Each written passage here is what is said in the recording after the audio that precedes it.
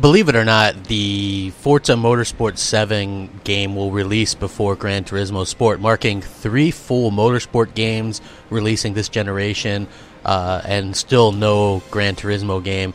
So that's 3 Motorsports and 2 Horizons release in the time frame before we get a Gran Turismo game. So the only game that I have to compare anything to is Driveclub, sadly. That's still the only exclusive racing game that Sony has, so I figured it would be a good time to break out the Crapital Foundry and compare the Forza Motorsport 7, what I played, to Driveclub. So let's dive in. First off, when it comes to graphics, both are what's considered a closed-track racer, right? But I think that Turn 10 has gone all out with Forza Motorsport 7. It looks absolutely stunning. The weather effects look amazing. Dynamic weather looks second to none. The cars, the amount of cars, the tracks, the amount of tracks, just the amount of content and things like that mean that Forza Motorsport 7 has an absolutely fantastic advantage over, Driveclub. Now, Driveclub still looks good, but again, they went with graphics and went with a lower frame rate. So for both being closed track racers, Forza Motorsport 7 got a 60 FPS with those graphics, while Driveclub was only able to get a meager 30 FPS.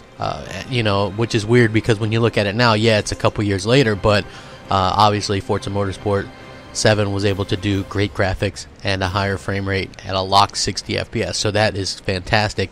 So when you're comparing those two, when it comes to just like the controls and things like that, obviously Forza Motorsport 7 is going to win that all the time, just because it has a lot more going for it in terms of sliders and what you're able to do. Of course, the Driveclub system, which is well renowned and world renowned now. The amount of tracks are also in favor of Forza Motorsport 7, as is the amount of cars. And just what you can do. I mean, you would expect that from a newer game, but also games that came out around the same time as Driveclub, like Forza Horizon 2, believe it or not, actually had way more content and tracks and things like that as well. So you have to keep that in mind as well.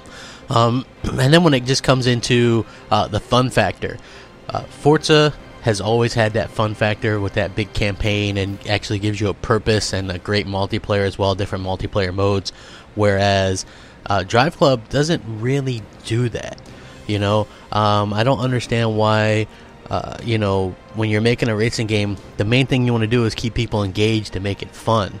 And Driveclub didn't really do that. So again, you have to look to Forza Motorsport 7, which actually gives you a full-on campaign with the Forza Cup and things like that. And just the differences in variety and fun factor, I think that Forza has done a really good job at that, while Driveclub sadly hasn't. And hopefully there'll be some kind of comparison between Forza Motorsport 7 and Gran Turismo, if Gran Turismo actually ever releases.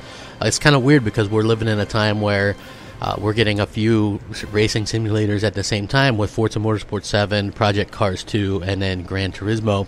It'll be interesting to see how these stack up against each other. Project Cars 2 is already kind of scoring pretty good, but I have a feeling that Forza Motorsport 7 is going to score great.